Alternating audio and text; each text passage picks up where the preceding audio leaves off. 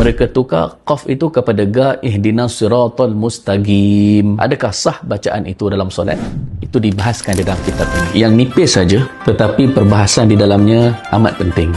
Pertama, hukum bacaan bertajwid di dalam solat. Dalam semayang, adakah kita wajib mempraktikkan keseluruhan hukum-hukum tajwid? Adakah berdosa kalau kita tertinggal sikit saja ikhfa ataupun dengung? Adakah kesilapan kecil pada tajwid itu dalam solat akan mendatangkan dosa ataupun bagaimana? Perbahasan yang kedua adalah tentang qaf al-yabisah. Qaf yang pertama dinamakan qaf al-ma'qudah dan qaf yang kedua mustaqim itu dinamakan qaf al-yabisah. Perbincangan tentang qaf al-ma'qudah dan qaf al-yabisah ini adalah satu perbincangan yang telah lama dibahaskan oleh para ulama. Buku ini dikarang oleh Al-Habib Abdullah bin Abdul Qadir Al-Habashi. Beruntungnya kita pengarangnya ada di Malaysia. Sesiapa yang dia rasa nak berjumpa sendiri dengan pengarangnya untuk mendapatkan huraian lanjut, maka boleh berbuat demikian kerana pengarangnya masih ada bersama dengan kita dan masih ada di bumi Malaysia ini. Boleh dapatkan kitab ini yang walaupun nipis tetapi perbahasannya